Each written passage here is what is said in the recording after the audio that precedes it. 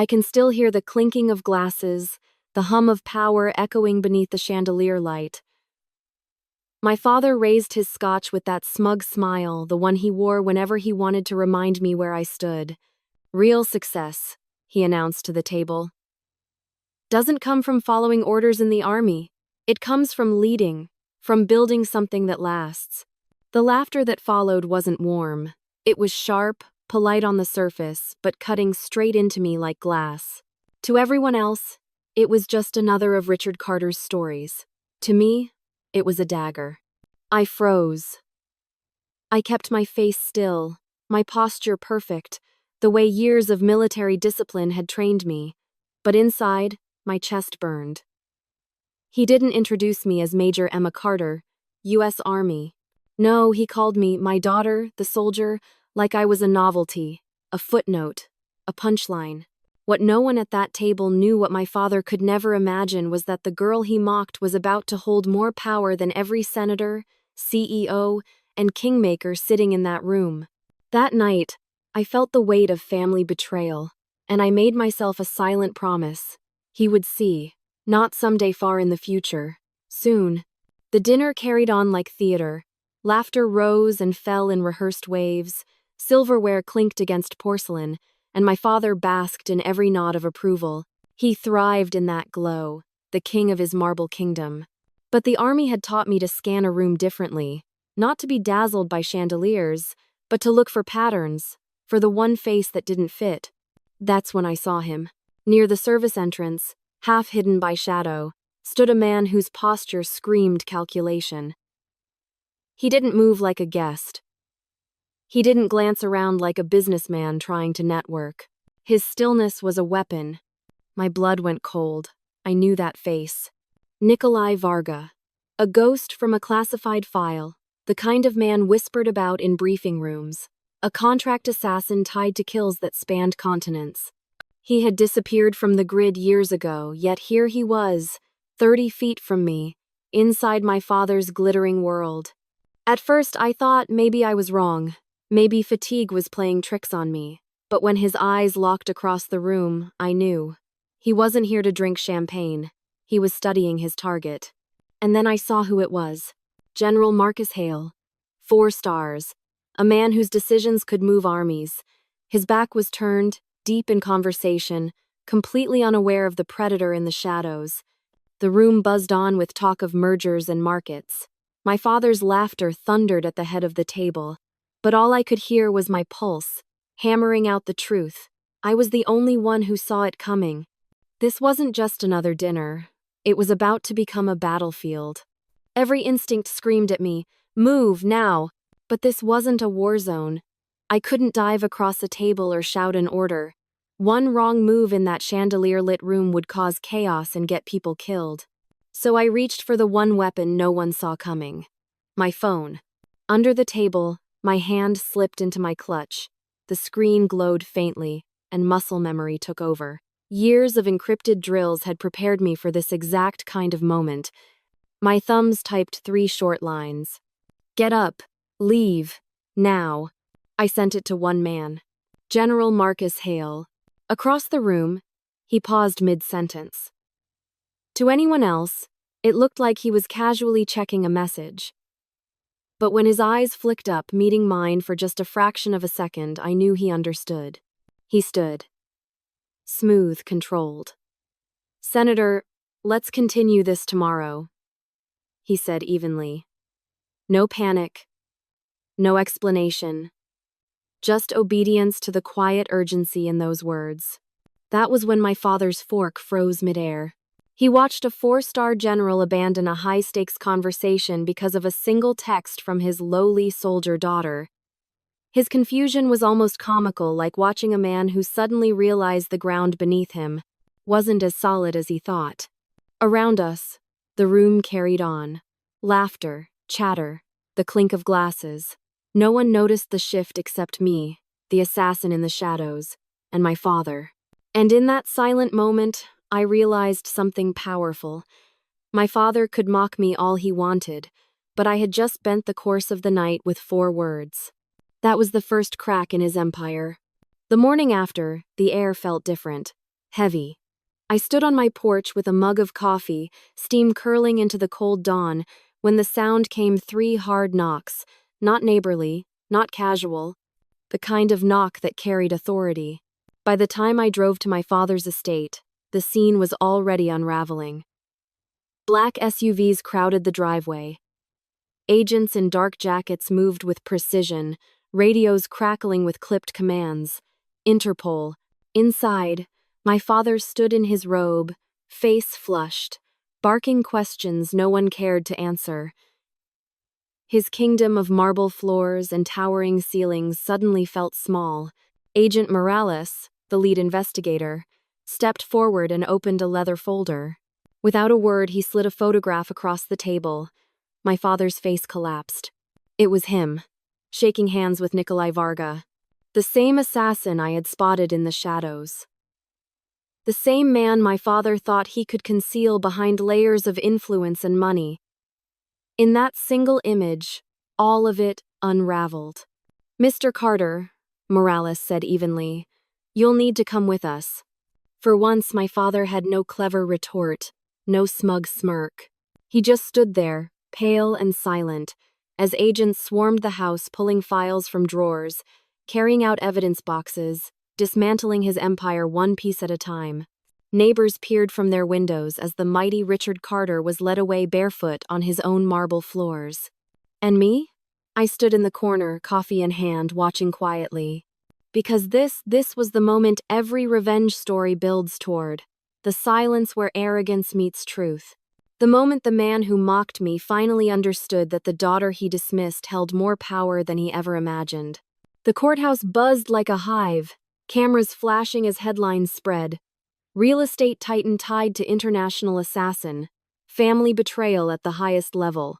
I walked in wearing my uniform, heels clicking against the polished floor.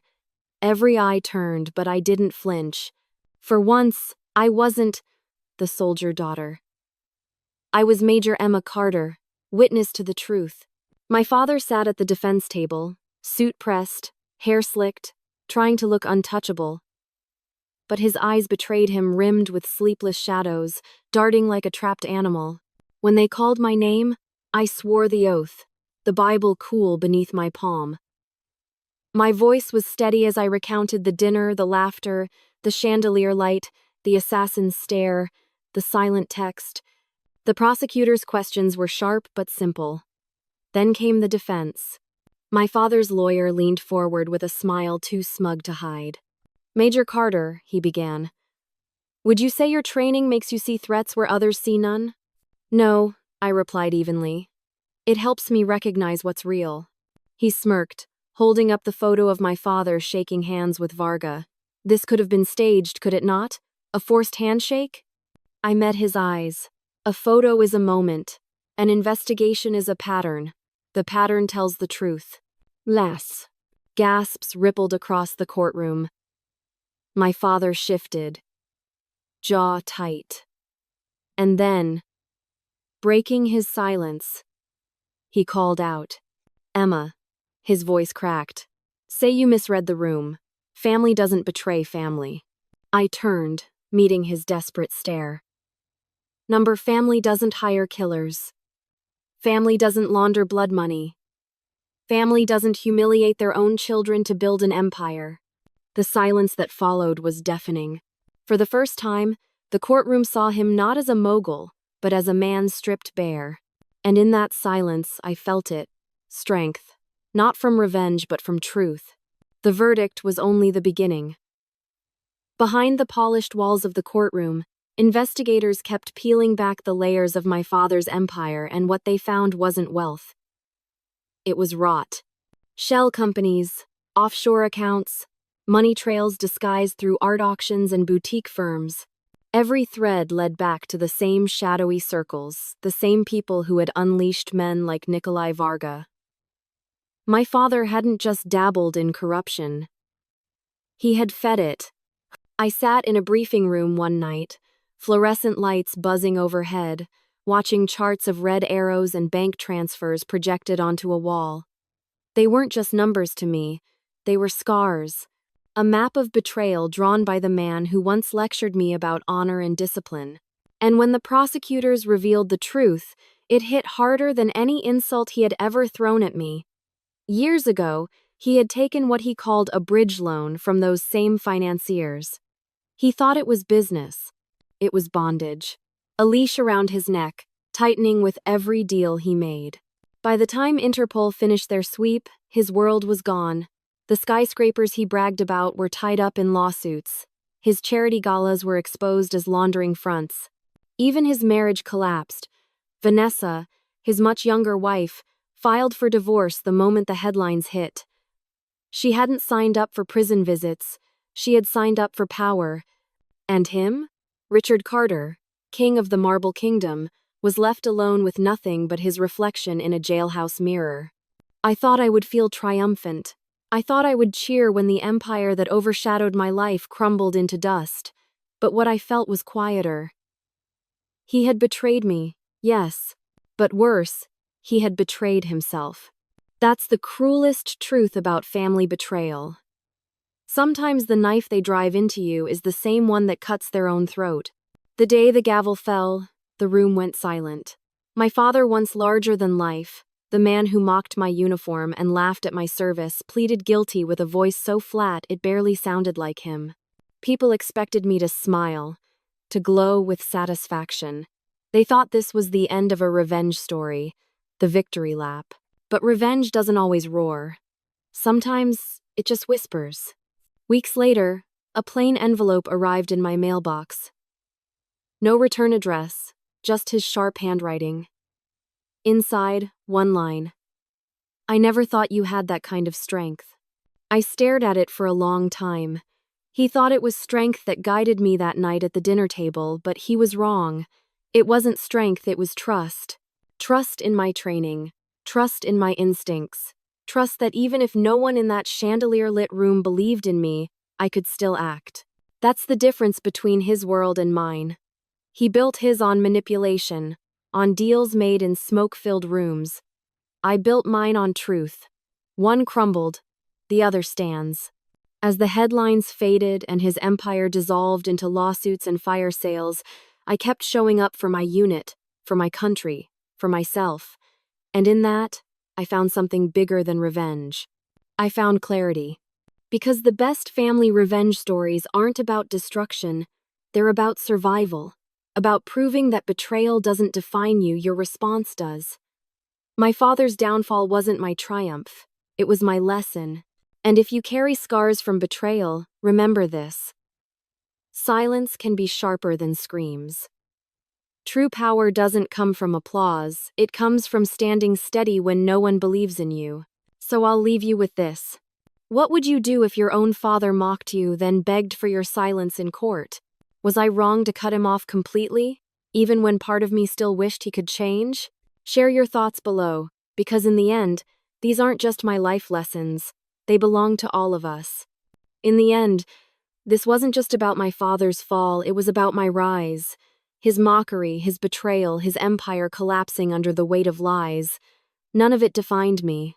What defined me was the choice I made in that split second, under the chandelier light, to act with clarity when no one else could see the danger. That's the truth about family betrayal. It cuts deep, but it also teaches you what you're made of. And sometimes, the best revenge story isn't about revenge at all. It's about survival, about building strength from the very pain meant to break you. Life has a way of teaching us harsh lessons. Mine taught me that silence can be power, that overcoming adversity doesn't need applause, and that sometimes the sharpest victories are the quietest ones. So let me ask you, what would you do if your own family mocked everything you stood for, then begged for your silence when their lies were exposed? Am I wrong for cutting my father out of my life completely, even though part of me still wanted to believe he could change? I want to hear your thoughts. Share them below because these aren't just my life lessons. They might be yours too.